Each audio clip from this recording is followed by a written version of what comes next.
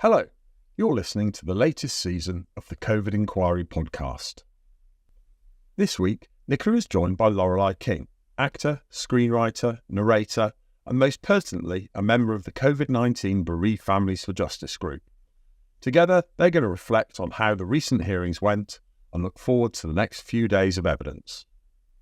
Please note, some listeners may find the contents of this podcast distressing.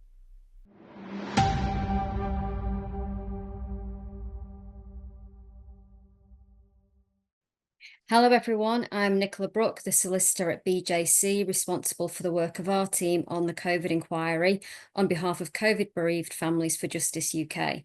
I'm here with my co-host Lorelei King, who is a member of the group, having very sadly lost her husband Vince to COVID. Lorelei is also a trustee of the National COVID Memorial Wall, a place that I know means so much to so many of you. Joining us today is Helen Wildbore, who is the Director of Care Rights UK and gave evidence at the COVID inquiry in week 5. And key among the goals of Care Rights UK is a new legal right to a care supporter so that no one is ever isolated again. Also mandatory training on human rights for all care and health staff. So thank you, Helen, for joining us. Thank you for inviting me.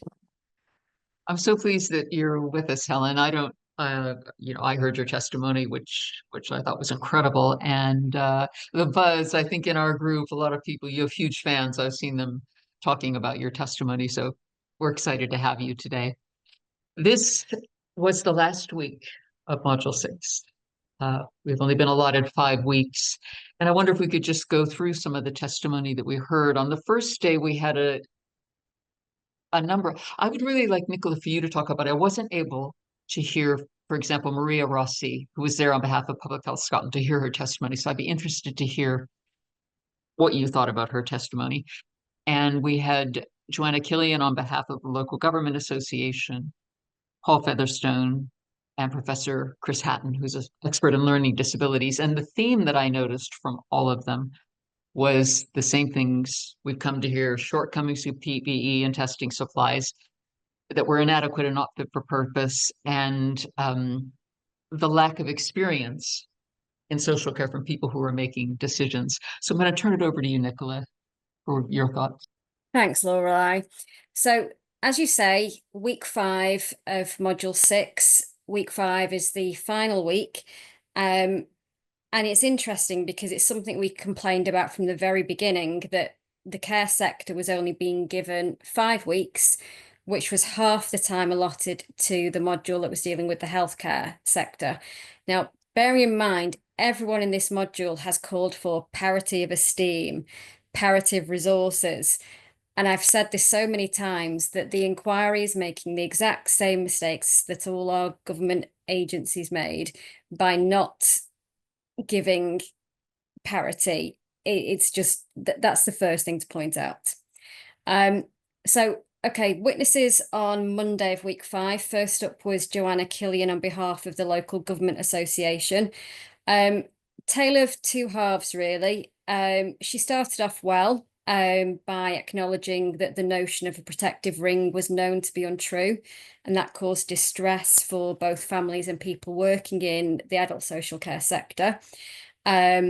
She said that the focus on the NHS led to poor decision making, and this related to the allocation of resources, whether that was for PPE to begin with or vaccinations, but primarily the decisions about discharge. And she acknowledged that that put some care homes at threat of harm. Unfortunately, she then kind of flipped the script a bit. She said that initially the local government authorities considered that the guidance was acceptable because it did not override a care home manager's right to refuse admission. And she then said, anecdotally, they know that there weren't significant numbers of refusals and that many care home managers were incredibly flexible. But all of that ignores the considerable pressure that care homes were under and the reality on the ground. Now, the LGA might choose to word it as care homes being flexible, But we know many stories where care home managers did not feel able to say no. We've heard of ambulances dropping people off in the middle of the night. We also know from evidence in week 1 that there's an important distinction between care home managers who are also owners and who may feel empowered to say no, as opposed to managers who have to answer to an owner who might not have that same motivation to be cautious in accepting someone. And again, the focus here is on care homes being flexible. So it's still all about bending to the will of what the NHS needs rather than what's best for the care home as a whole and that resident in particular. Helen, can I ask what you think, what Nicola's just talked about, this idea? This was presented more than once, this idea, well, care homes could have said no. What was your experience during the pandemic? Yeah, and I think we've sort of heard this quite a lot, which was again easy to say in hindsight, that care providers could have said no. But what is the reality of being operating a care home at the best of times when you're up against all kinds of stresses and strains and barriers versus trying to run a care home during a pandemic where the sector is widely neglected, particularly in the early stages when there was almost kind of turf wars for PPE and the neglect of the sector, which the politicians are not really accepting. It's Matt Hancock still talking about the protective ring. I thought we'd put that to bed. He seemed in an earlier module to admit that it didn't exist, and it reared its head again in this module.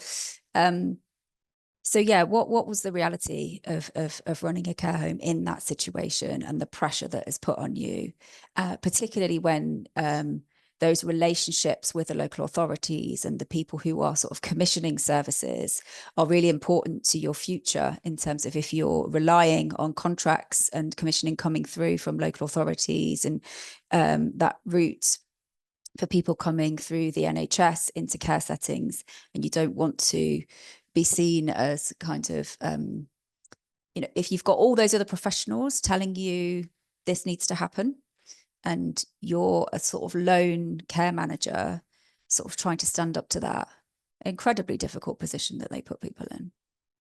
You made a really interesting point there that I hadn't thought of, where you said that maybe care home managers were reacting to what they might need from local authorities in future. It's kind of, this to me is kind of runs parallel with the way sometimes residents in care homes and their families are afraid to complain for fear it's going to result in some loss to them. I know just generally Public Health England is coming in for a lot of criticism recently, and particularly in this module. So Nicola, could I ask you to talk about Public Health Scotland, which I wasn't able to hear Maria Rossi, and how she appeared? So her evidence was really transporting us right back to module 3, where we talked about evidence of asymptomatic transmission. And so the March discharge policy essentially said that people who have no symptoms and are self-isolating do not pose a risk to others, which is just unbelievable. She explained that the priority for testing at that time was for diagnostic purposes. So essentially, if you're symptomatic, we'll test you to check whether you've got it so that the hospital knows how to treat you. The flip side of that is that unless people were symptomatic, she admitted they assumed that people didn't have COVID. So the isolation of people transferring from hospitals where they knew was COVID into a care home was important. So they were working on the basis that symptoms were evidence of infection. That's all fine, except that we know that's not how it worked. But it also presupposes that all these care homes have adequate isolation facilities, and people are going into a care home because they need care to some degree. that involves people having to go into the space where they are isolating. So when there's a lack of PPE, how is anyone supposed to stay safe in that situation? They've only thought about it as getting as far as people getting out of the hospital. They've not thought about what happens in the care homes. Now, she did admit that she assumes that the testing capacity was a major factor in the decision, which is something that the Welsh government doesn't accept. But she then went even further to say that there are many reasons why a PCR test might present a risk to a care home if it came back as positive. And she said that a PCR test is able to assess the presence of genetic material, but not necessarily whether the virus is viable. So she was almost making out as though if someone tests positive, that doesn't mean they're infectious, but then they'll be forced to isolate, and those isolations could cause more harm. And we know that restrictions did cause harm, but you still need to have some measures in place that protects everyone else. So her evidence for me was very confusing. Do you agree, Helen, that sounds confusing? Yeah, and I think this came up quite a lot when I was giving my evidence in week 5, that idea of the kind of the balance of risks. And I think that was something the chair really wanted to kind of explore and tease out a bit more, because I think one of our key points throughout the pandemic has been that too little weight was given to the harm caused by measures put in place to control the pandemic from government, but also thinking about those kind of health protection messages, and to the sort of the balance of harms between the risk of infection versus the risk of measures like isolation. And I think for us, there was quite the failure to protect people in care settings at the beginning of the pandemic, in terms of that protective ring being a nonsense, the sector being neglected. Before I gave my evidence, I looked back at the guidance from February 2020, which said that it was very unlikely that people receiving care will become infected. That Public Health England guidance, which you look at it and you can't begin to imagine how that was still being said in guidance in February 2020. And the lack of PPE, everything else that led to a huge loss of life for people in care settings. And then the reaction to that, the sort of dramatic swing to the other end, the other extreme of people in care settings being subject to the most stringent restrictions that lasted far longer. And you think about those isolation measures. And one of the things I really tried to get across in my evidence was that that balance was all wrong. People in government and health protection just didn't seem to be very aware of the risk of the harms that were being caused by isolation. And I was able to get across just some of the examples that we were hearing in terms of the terrible impact that had on people's lives. We had one someone who lived in a care home that we interviewed for, she did a blog for us where she said she was reading poetry aloud to herself just to keep her voice going, because she wasn't talking to anyone. People who were like strapped to chairs to keep them in isolation for 14 days, people being only offered showers sort of every 3 days, people who thought they'd been abandoned because they couldn't understand the isolation. And I think, we were trying to spell those examples out, and other organisations were as well, like our fellow core participants, John's Campaign and Patients Association and others. And they weren't making any impact. There didn't seem to be any shift in that balance even as the pandemic went on, and even as we got testing, and even as we got the vaccination, there still seemed to be that lack of focus on the harm that those measures were causing. This was a huge part of your evidence. Let's talk about your evidence now. And I have to say, it had such an impact on me. A lot of what you said, you mentioned an example there. There was one, maybe because my husband was in care. You had another story about a woman who died alone because her husband was desperate to be with her. He had his own PPE. He had managed to source PPE, and he wasn't allowed to be with her. Mm-hmm. And that just broke my heart, the horror of that. Mm. And I think one of the things I got from your test, I got many things, but one of the things was the fact that the government or those in power seemed unwilling to consult with experts like you and the groups that you represented at the inquiry, who could have guided them. And it seemed almost willful, this lack of engagement with people who knew about social care. Mm. And you said something else that really struck me. You said that they made these decisions, and then they didn't follow through. They didn't follow through to see the impact of those decisions. That really struck me. Nicola, I mean, I'm sure you'll agree, it was incredible testimony from Helen. Incredible testimony in a number of different respects. Firstly, the heartbreaking stories you shared. You spoke about Rosemary, I think it was, and the way she suffered, the way her family suffered by not being able to be with her is just terrible. The other part of your evidence that was striking was the legal side, because we've not heard much about that. And it was how these were rights that were being ignored. It wasn't just nice to have, so they were rights. And when you finally did manage to get in the room and to give feedback on guidance, which took some doing, there was a piece of guidance that you said you made 62 comments on.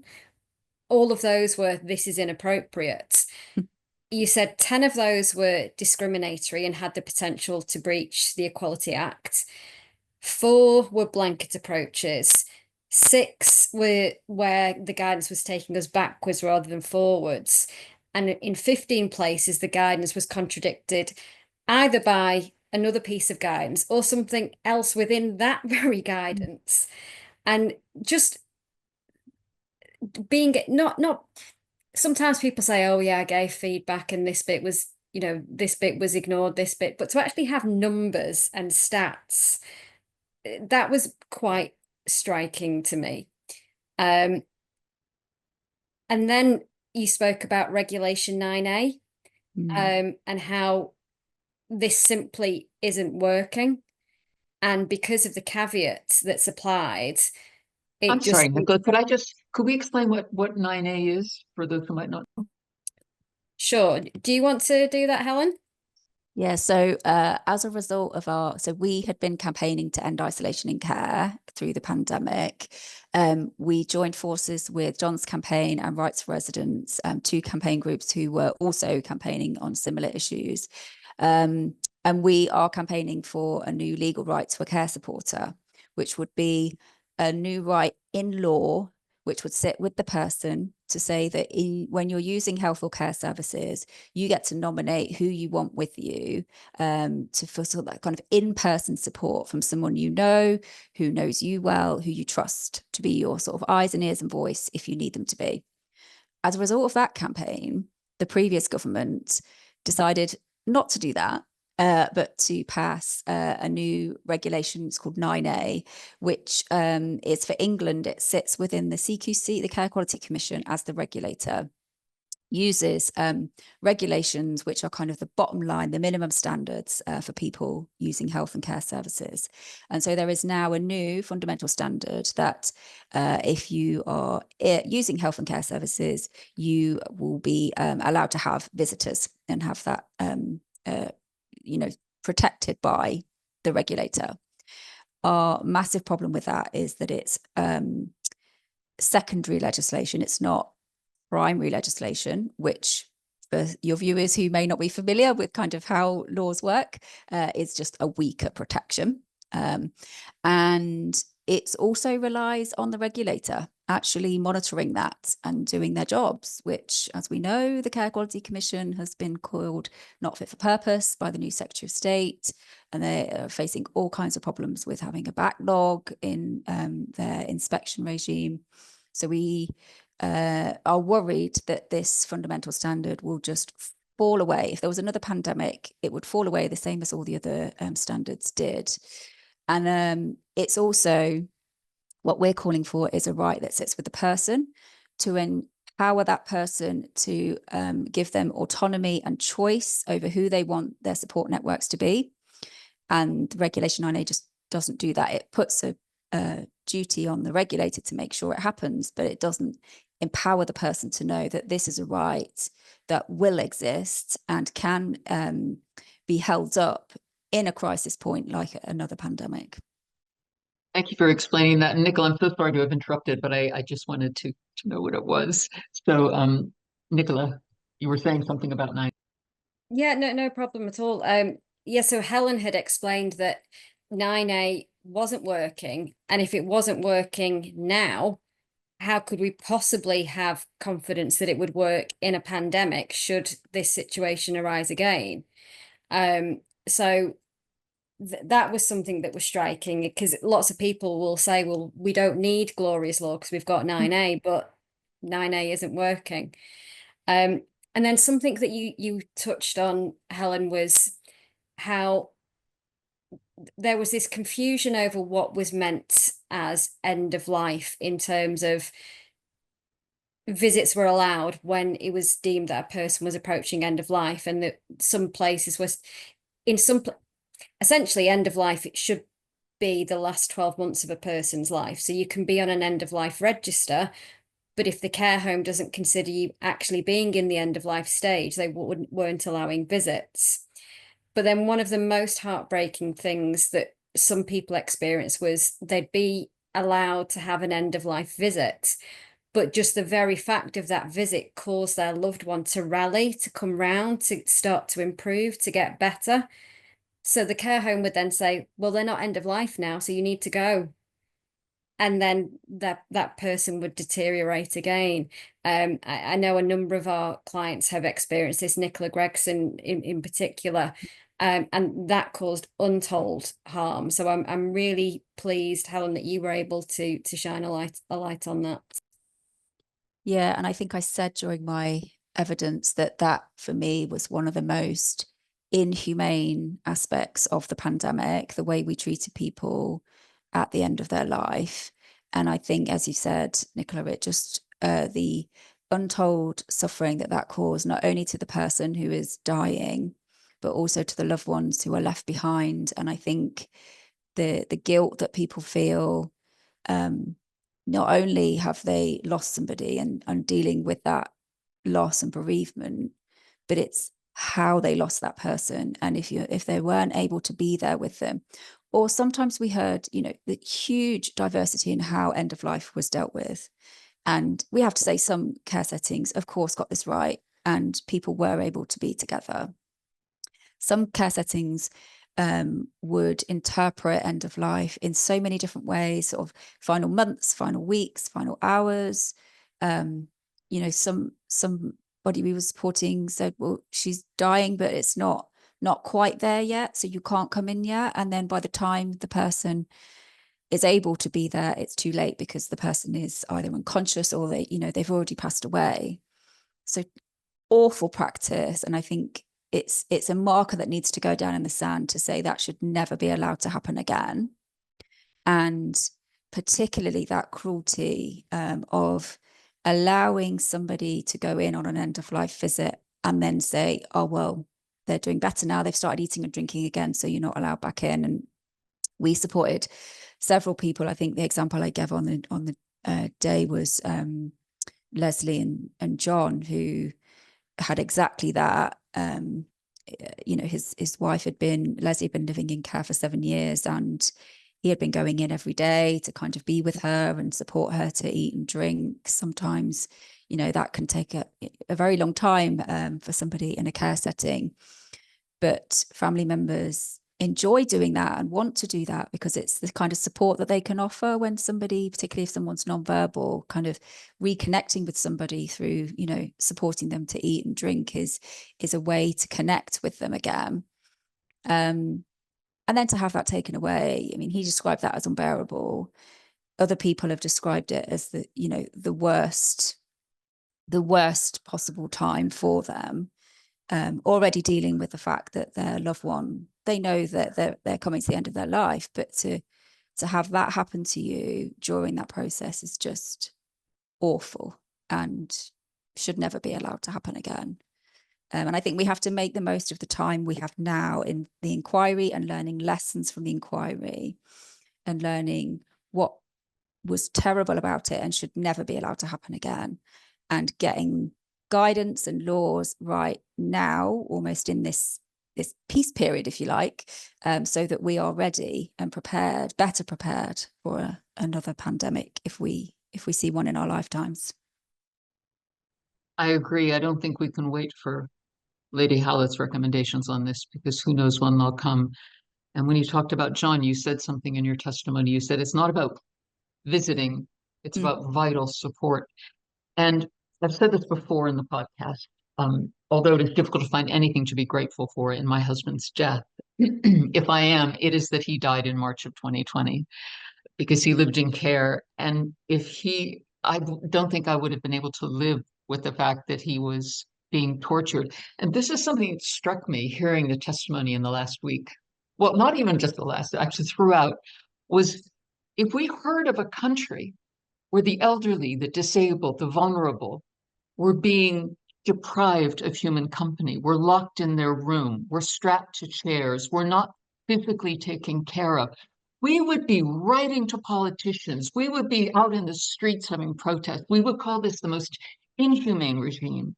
And I do not understand why we aren't in the streets about this. If it happened in this country to our most precious, most vulnerable people, and I think it's a disgrace. And it went on for a long time, much longer than it had to. You mentioned, Helen, the CQC. I wonder, you were quite hard on them, I thought, in your testimony. I wonder if you want to tell us a little bit about your thoughts about CQC, specifically stopping their inspections. Yeah, so I think, you know, you're right. The people who rely on care are in some of the most vulnerable situations that you can be in. And the thing that we hear the most through our advice service is the fear that people have in raising concerns about their care, because the person that you have to take that complaint to is the very person who's providing that care. And that can be very intimate personal care. So there's a fear that if you make a complaint, it's going to get worse. And so, and also we support people before the pandemic and still today who raise concerns about their care, and then they face reprisals. So visiting restrictions or evictions from their care setting. And so the regulator for England, that CQC, is so vital for protecting people in those most vulnerable situations. And I think the way I described it in my evidence was that they abdicated responsibility. They backed off, left people in care settings who are at risk of abuse or neglect in those most vulnerable situations at the worst possible time that they could have done that, because that is, in a crisis point, that is when you need the regulator the most. And that is when you are relying on those minimum standards the most. Because if we don't rely on those minimum standards, they're there for times of crisis. They're not just there for the everyday.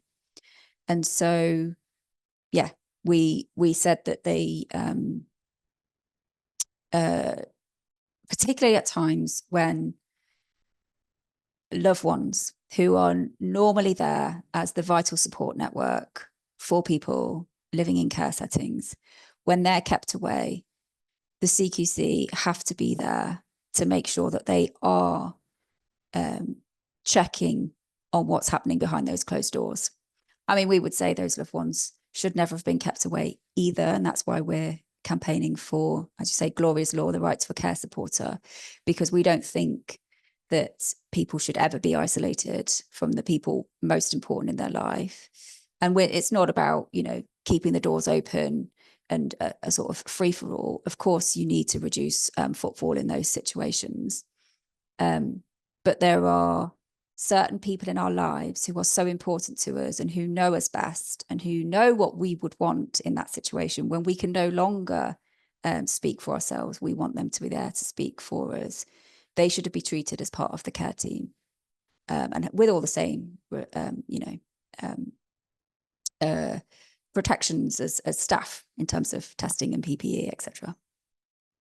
And I think Julia Jones from John's campaign made a really good point when she was here with me and Nicola, and she just said, who are the most motivated people to want to keep their loved ones safe? It's us. Nicola, do you have anything to add to what Helen said about the CQC? And then I have a question for you about law and easements. Only to reference the CQC closing submissions. I don't know if you managed to hear what they had to say, Helen, but they are not backing down. It was all in very nice, flowery language, but essentially they said they do not accept it as a fair characterization to say that they abandoned the adult social care sector, went AWOL, or withdrew its oversight. And they referred to all, the helplines they set up and how many thousands of calls they took. But that's ignoring the evidence that we've heard from people who made those phone calls. It's all very well the people receiving the phone calls and saying, I've received this phone call, but the people making those phone calls, asking for help and guidance, weren't getting what they needed. So having a log of those phone calls really doesn't help. No. And that's what it felt like they were doing. They were logging concerns. They weren't acting on those concerns. And I think I said in my evidence is when loved ones who are normally your eyes and your ears and your voice are kept away and only sort of viewing, I think was the phrase that people use, viewing people through windows. It's and even when people were allowed back in, those visits were sort of timed and supervised and everything else that was going on. If loved ones aren't there to be able to spot potential issues and raise concerns, and people can't speak out themselves, how would a person do that? How can you make a complaint about somebody that you're receiving care from if you have no way of making a private phone call directly through to the CQC? So how were they hearing those concerns other than through whistleblowers? And it's not a satisfactory answer to just to be collecting information and saying we were, acting on risk, when how were people ever able to raise those concerns that they had and alert them to the risk?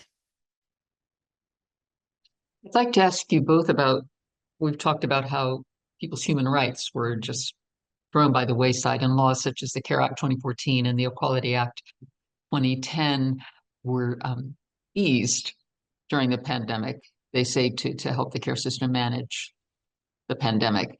And as you said, Helen, at the time, people's rights became negotiable and sidelined. And I wonder, Nicola, if I could come to you first to talk a little bit about laws just being, okay, we're just going to ignore them for this time. It's the mantra that we heard so often. This is an unprecedented event. These are challenging times. We have to be flexible, and flexibility is another key word.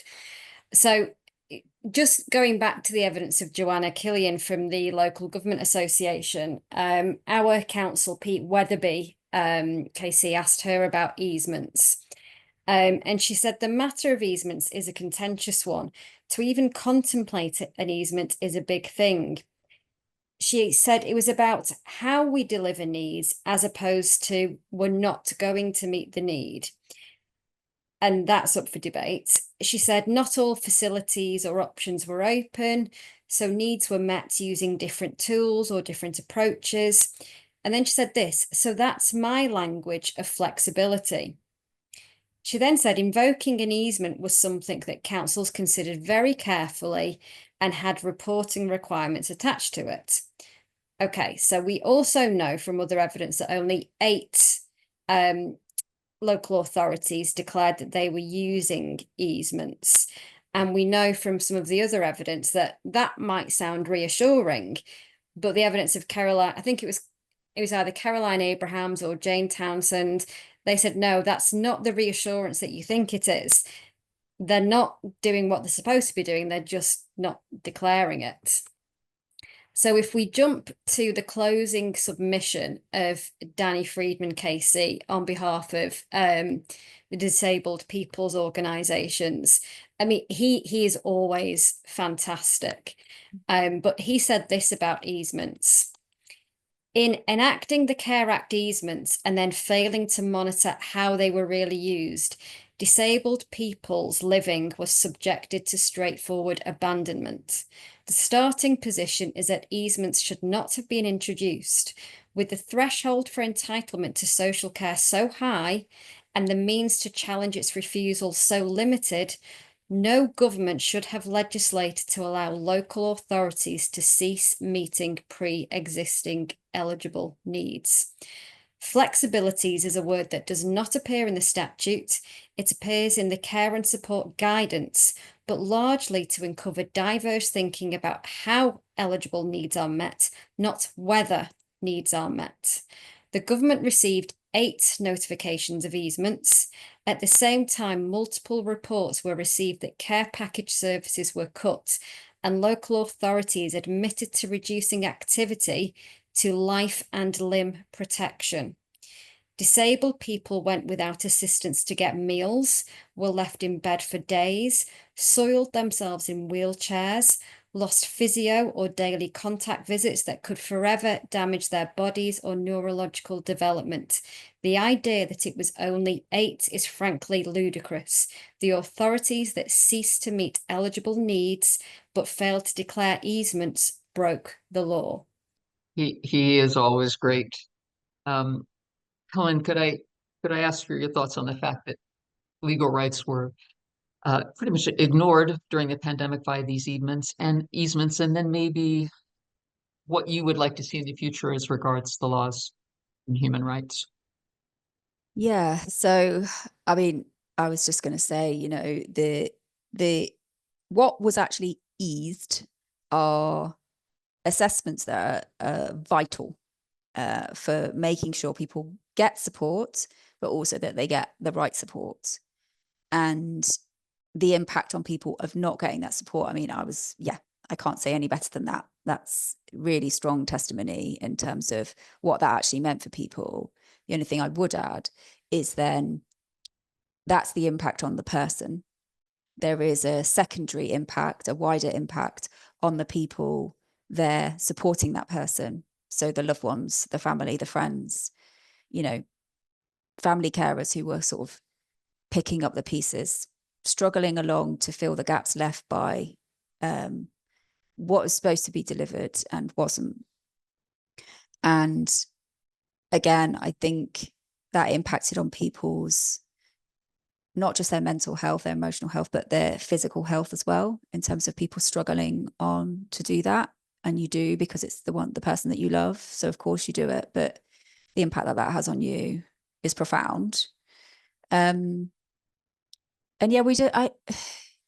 I feel like we entered this kind of upside down world. It was a kind of parallel universe where legal duties that have been well established and you think as kind of should be embedded into our everyday practice just went out the window, and in their place just this kind of non-statutory guidance that became sort of seen as laws took over. And for me, so my background is in human rights, and the way I see human rights is a safety net for people. It's a really basic set of minimum standards below which no one should ever fall. And it's a framework for people to help make difficult decisions. And I said this as we were going through the pandemic, that human rights should never have been put aside. They should have been used as how to manage the pandemic. The human rights approach was an approach that would have allowed us to manage the pandemic better. And I think a lot of the problems that we saw coming out of our sort of mismanagement of the pandemic could have been avoided if we had clung on to the values, the principles, but also the laws that we have in this country around human rights. I think Liz Saville-Roberts said, I think this was it during a Prime Minister's questions at some point, that the rights of older and disabled people are not fair weather luxuries. They matter more in times of crisis. And I think for me, that was my final plea in my session at the inquiry. You get to give kind of one final message of what would you say you would like to see happen. And of course, I'd already talked enough about Gloria's Law and the right to a care supporter and how that should be enshrined in law. So I said about human rights being used as a kind of bedrock for future pandemics, so that we never have to see people being treated in inhuman, degrading ways, that people dying alone should just never have happened. And I think if we had stuck to our human rights laws, that wouldn't have happened. I think you're right. Harking back to what Nicola, what you said, Danny Friedman said, there was an interesting witness, Joanna Sansom. She was there on behalf of Disability Action. She has cerebral palsy, I think it is, and her evidence was just horrifying. It's what we're talking about. She was talking about how people she knew stuck in bed for days. If you got a shower every 3 days, you were lucky. Just the breakdown in care. She lived in sheltered accommodation, and she just said it was terrifying. She said something interesting that, again, I hadn't really thought about. And she talked about, and you may have talked about this, Helen. She talked about Freedom Day, which was July 2022, this Freedom Day. I remember getting circulars from stores saying, it's Freedom Day. It was just horrific. She said, and I hadn't thought this, she said that she felt that announcement was made because an election was approaching. First of all, she thought it was, she's never sure what science it was based on. She thought it might be more political spin. And I thought I hadn't really thought of that. But her point was that on Freedom Day, restrictions were not lifted for those who were clinically vulnerable. Nicola, can I come to you first on that? Yeah, Joanne Sansom was a really, really powerful witness. One of the first things she said was, when the lockdown was approaching, her and her family were talking about it. She lived in supported accommodation, but her father would come every day and help look after her and bring meals and things like that. And when they were told that he wouldn't be allowed to come anymore, they were thinking it would only be for a few days. But in actual fact, she counted them and it was over 700 days. And that was really striking. She also talked about prior to the pandemic, she had ongoing neurology appointments and they were delayed significantly. And whilst she can't prove it, her bladder health has rapidly deteriorated. And she wonders whether the failure to continue with those appointments through no choice of hers is part of the reason. Something else she talked about was DNA CPRs. And she said, on the one hand, it was quite good when the World Health Organization stepped in to correct it. But she said that in actual fact, they came up with a point system, which in her case leads to the same outcome, but it's less transparent. So essentially, she would score differently to a healthy person. So she's still more likely to not be saved. It's just a less transparent way of them getting to that end result. And she said, sadly, we are less worthy of saving. And I just thought that was such a terrible message. And if you watched her give evidence, if you listen to her, she's she's just an absolutely brilliant person. She's written books. I think she's done her master's. She's a phenomenal force of nature. And for people to just say, you're disabled, so we're not going to even try bothering to save you, it's just despicable. Helen, I wonder if I could come to you if you want to talk a little bit about this Freedom Day and what that actually meant for clinically vulnerable people that you know about. Yeah, I remember that happening.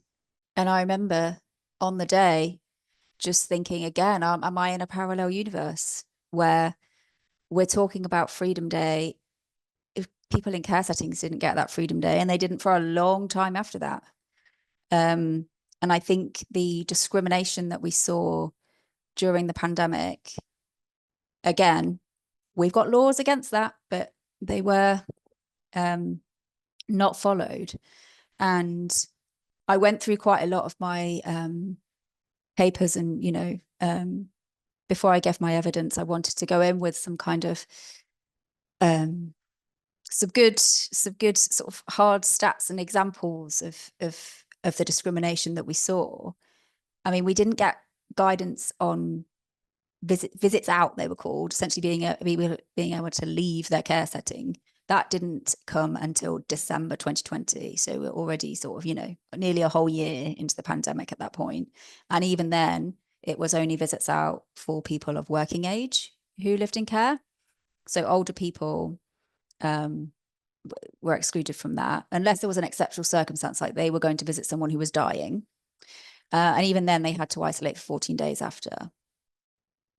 And then the sort of what was happening in the community with restrictions being lifted versus what was happening in care settings, the disparity between that was just so vast. So when we had Eat Out to Help Out being launched, yes, that is the right face. When that happened, care home guidance said we could only have a single constant visitor. And even then, if there was an outbreak, visiting would be banned. So that was in August 2020. And yeah, so when April 2021, when hairdressers, holiday accommodation, leisures all reopened, that's the first time the guidance has said that children were allowed to visit in care settings. And, you know, we heard from people who gave up on life because they were sick of being isolated, sick of the restrictions that were being put on them. And if they had been allowed to hold their grandson, they would have, you know, carried on. But there was just no hope for them that that was going to happen at any point. So the fact that the guidance didn't even mention children until April 2021, I mean, that's, again, it's a whole year after the pandemic. And I think, you know, the people in care should never have been the last in line to have their restrictions lifted. And the attitudes that we saw to older and disabled people coming out of the government, and the comments about, you know, older people have had their innings, they should accept their fate, we're going to let the virus rip, all those despicable things to say, that if that coming from anyone would be despicable, but coming from the very top of government, it's absolutely disgraceful and set the tone and the approach for how the pandemic was going to be managed. And it did. It made people feel like their lives were less worthy at a time when they needed their prime minister to be having their backs and showing leadership and giving that clarity from the top. And I think we have to learn that lesson, that lives should never be devalued in that way in any kind of crisis. And there has to be some training for government, civil servants, you know, public health, on equality laws, human rights laws, and what it's like to be relying on care services. I agree. It needs, you said this yourself, you said it needs a cultural change. And we heard from, I think it was week 4, we heard from witnesses who said that these inbuilt biases we have as a society and all that affects policy. And that's clear. I think the last expert witness we had was Professor Stephen Barkley, who is an expert in end of life, and he's a palliative care expert. He was quite balanced, I thought. He was very calm. He had a very interesting delivery. He said the result of the pandemic was that many dying people didn't receive the care they needed. And of course, again, he kind of opened my eyes. Of course, it isn't just people dying of COVID. There are a huge number of people who just die and they need care. They need end of life care. And he talked a lot about the impact that the pandemic had on that. Nicola, what did you make of his testimony? So he, as you've kind of alluded to, he pointed out something that is kind of really obvious, but needs pointing out, which is that over 500,000 people die in the UK every year. And they were all still going to die. That's just how the rates in this country. But then when we can see a pandemic coming and we know that there are going to be loads more deaths, what did we plan for? We planned for how to empty hospital beds. We scurried around trying to make ventilators. We ordered loads more body bags. We looked into whether we could reclaim ice rinks for body storage, like really horrendous stuff. But no one thought to order more end-of-life medication to ensure that when people did die, they could die with dignity, not in distress, and not in pain. We didn't do that. I was interested to hear he did talk about how care homes, where they had some drugs for people who were palliative care drugs, I guess, that weren't needed, and they would just give them to people who did need them. And I was glad that they used that kind of creative thinking. I imagine under normal circumstances, those kind of decisions would be a bit iffy. You must, Helen, have heard a lot about end-of-life experiences from the people you know. Yes. And I think, as I said earlier, one of the worst aspects of the pandemic for me, and of course, we're all going to die, and we probably don't talk and think about enough as a society about that inevitability and what we want for ourselves in that time. And the best we can hope for ourselves and for our loved ones is a dignified death. And I think, bearing all that in mind, at a point of crisis, what can we do to make sure that people can have as dignified death as possible? And I'm afraid what our response to the pandemic was so far removed from that. It seemed to make people's end of life traumatic, unnecessary suffering that we saw. And that for me has to be one of the key lessons from the pandemic and from the inquiry. And we need some really strong recommendations from the chair around that. But I also think we don't need to wait for the inquiry to finish to start learning those lessons ourselves. And again, I think if there was proper training for care staff on end-of-life care, on what even just on kind of the human rights that people have every day, in terms of what is dignity, what does it mean to provide a dignified service, and then how we can make sure that happens, the closer a person gets to the end of their life and at the end as well.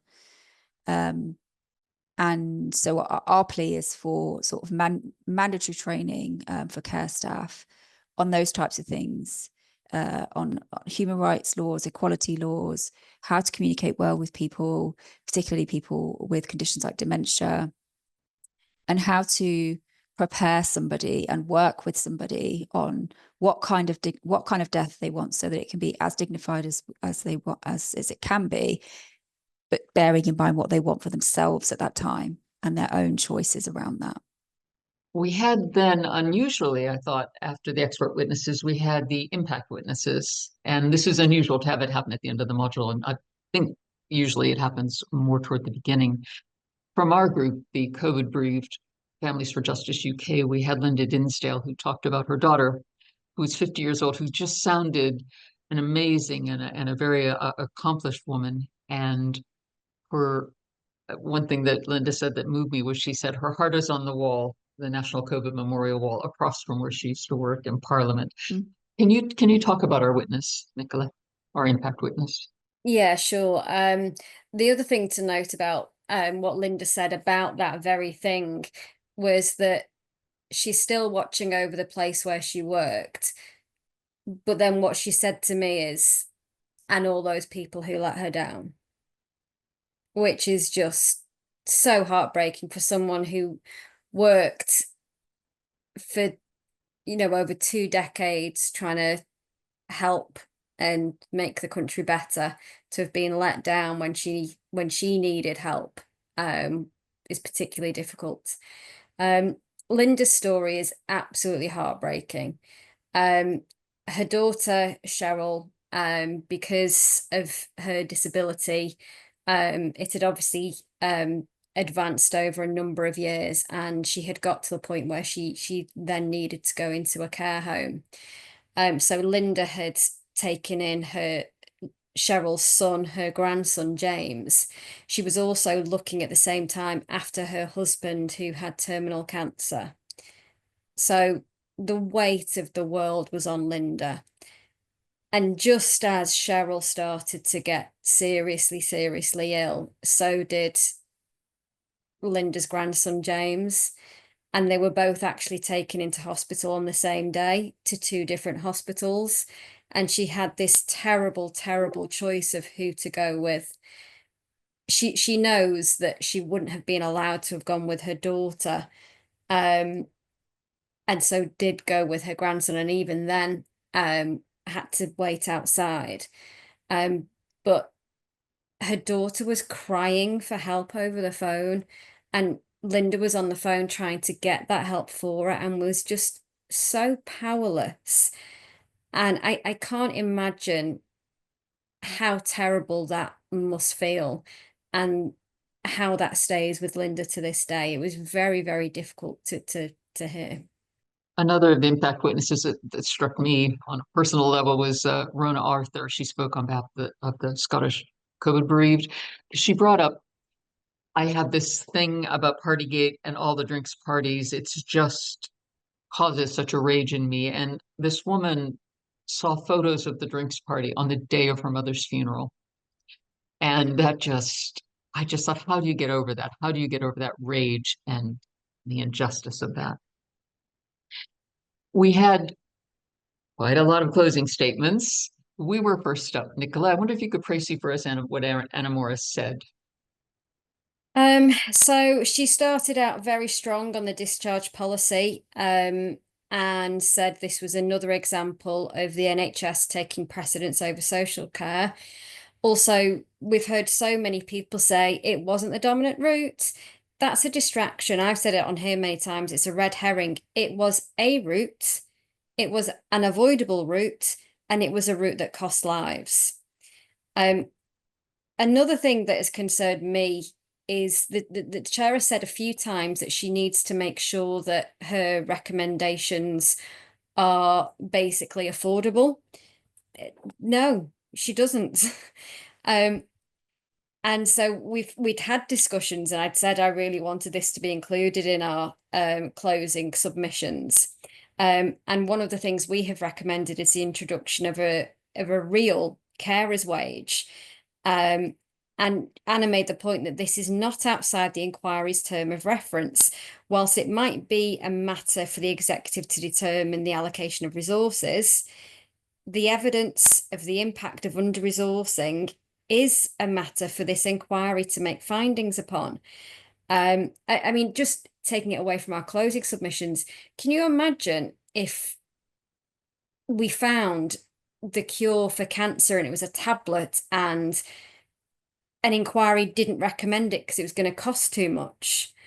But I mean, that would just be absolutely ridiculous, because then you'd be having arguments about, well, yes, that tablet may cost a lot, but this is the cost of all the other knock-on effects of treating cancer and this and the other. So of course it's for this inquiry to make recommendations that would help.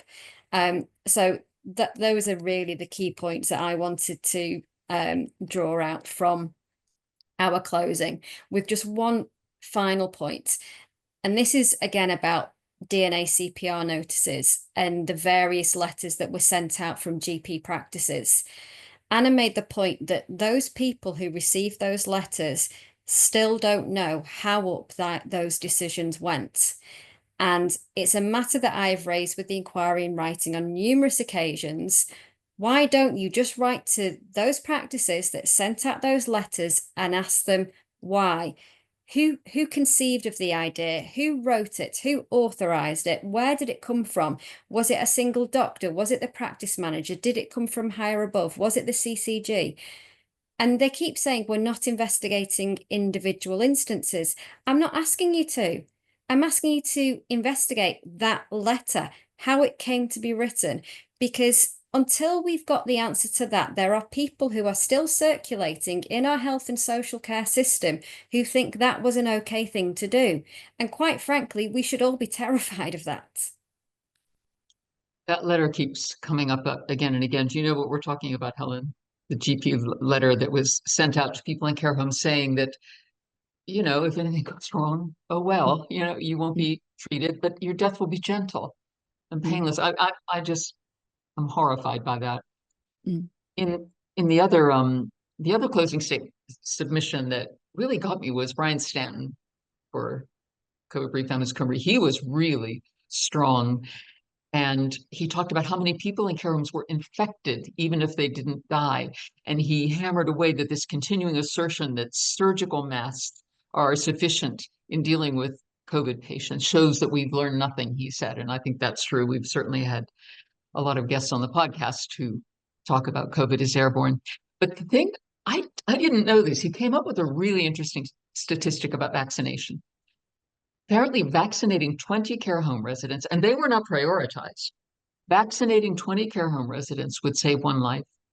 Whereas in the 50+ age group, you would have to vaccinate 8,000 people to save one life. I had no idea. It was incredible. And I do not understand in that case why care home residents were not prioritized when it came to vaccination. I think we've come to the point where I'd like to ask you both about your standout moments. I'm happy either for week 5 testimony or for the whole module 6. And I'll come to our guest first. Helen, did you have a standout moment? I did. And it's from almost one of the first witnesses, I think, Jane from COVID Bereaved, gave her evidence in day 2, I think it was. And I know Jane, she's a member of our lived experience group. And we spoke together at a conference earlier this year, and she's been so supportive of our work, but our campaign as well for Gloria's Law. Listening to her evidence, it brought a tear to my eye. It was so powerful, so moving, so touching. And I feel that she really spoke for so many of the families that we had supported. And that's the most depressing thing about this, is that when you hear a distressing story and experience, you know it's not the only one. You know that there's so many other families that have been through similar things. And so I think she spoke so brilliantly, and people are talking about her evidence. So I hope that it touched the chair as well and is going to make some impact. I think that harks back to something you said in your own testimony, where you said it's hard the thing about the number of people affected. You said it's hard to choose what stories to tell you because there are so many. Yeah, Uh, absolutely. I think for me, this module for me, it was the most important for me because my husband died in care. And I have to say, I am profoundly disappointed in it. Lady Hallett closed by saying she hoped we agree. I hope you agree I've done a thorough investigation. I mean, I don't. I mean, I'm profoundly disappointed. The insult that we were only given 5 weeks, it was an insult not to call many witnesses that would have important information that our lawyers wanted called. I think it was an insult to have Matt Hancock yet again continue to bluster and bluff his way through, as he has done in every module, for a full day of testimony, a complete waste of time. But having said that, I did find this module very bleakly enlightening. I thought I knew how bad it was in care homes. It was so much worse than I thought it was, so much worse than I imagined. And the inbuilt prejudice against the elderly, the disabled, people living with dementia, that was clear. The prejudice in government, the prejudice in the NHS, in other health organizations, and in society in general, that was really brought out in stark relief. And in my view, you've mentioned this before, I believe, Nicola, Lady Hallett played right into that, not only by having the amount of time we had in this module, but also occasionally she would ask witnesses, but what else could they have done? Not seeming to realize that by trying to move their institutions out of the way of this conflagration of the virus, they gave no thought to the most vulnerable, who were living on the margins, who were going to be savaged by other things. And not only did they not move them out of the way of the conflagration, out of the fire, they threw them on the fire as burnt offerings. And this is my belief. I'm going to get emotional now, but I believe that our loved ones were thrown on the fire of political ambition, of corporate greed, of utter incompetence, which is really the most unforgivable thing. And I hold those in power responsible. And I know we're here as CPs because we're here with the COVID bereaved families for justice, but I don't know, I haven't seen justice. I do not know, will we see true justice? 2% of the population, we learned this from Professor Shubhi Banerjee, 2% of the population of the country contributed to 1/4 of the deaths from COVID. The 2%, they made up 1/4 of all COVID deaths, the 2% of people who are living with dementia. I will never forget that statistic. And as we talked about earlier, the fact that our loved ones who may have survived that first wave, how they were tortured in the second wave and beyond, is unforgivable. You know, and how they continue to be tortured. Our husbands and wives and parents and grandparents and children continue to be tortured when the rest of the world moved on. The rest of the world had Freedom Day. So I end this module enraged. I can't pick one moment. It's just, I pick a feeling, I pick a vibe. I will say, though, that this module, it's rich in potential learning. And I know that's what you're here to talk about, Helen. And I'm so supportive of your campaigns. I think it is, you know, it's God's work. I think it's super important about how things can be improved in the future.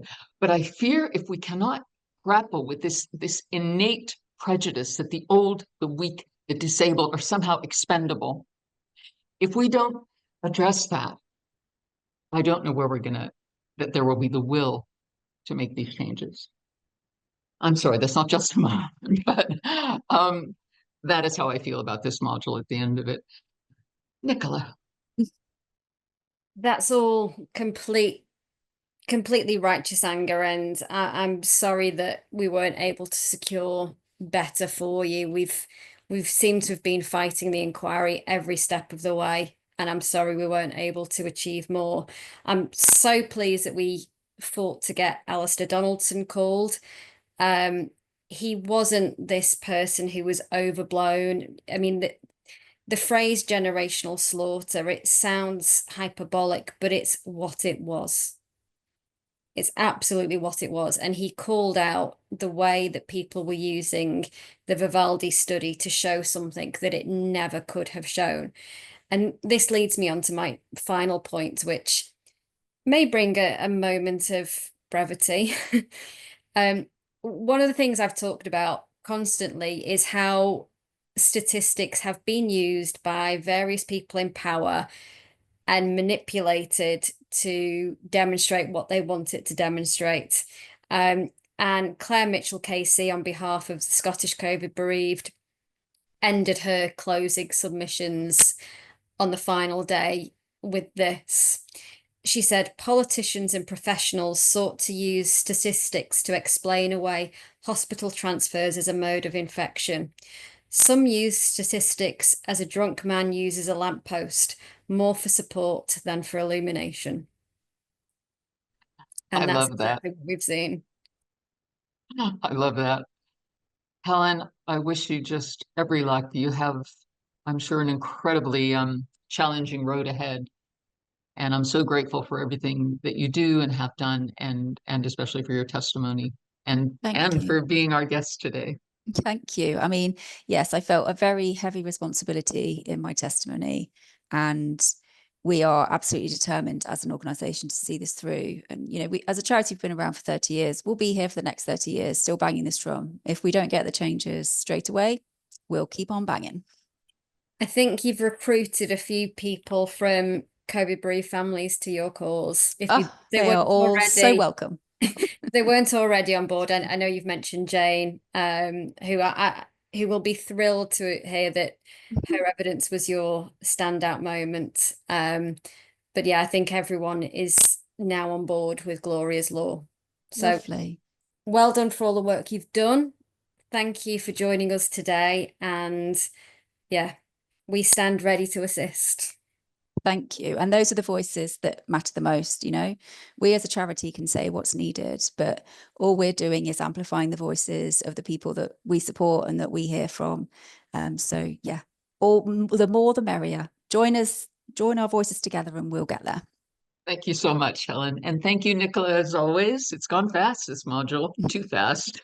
It certainly has. But thank you so much, Lorelei, for the fabulous job you do on behalf of all the bereaved. I know it's not easy on you. It takes a toll to do this each week with me. And I never underestimate that. And it really is appreciated because it's a fantastic service for our clients to help them stay up to date. So thank you. Thank you. Thanks for listening to this instalment of the COVID Inquiry podcast. We hope you found it insightful and interesting. If you did, please rate us on the podcast platform you use and share the pod with friends and family who may value this type of commentary. We're looking forward to you joining us next week for more expert commentary, opinion, and insight into the COVID Inquiry evidential hearings.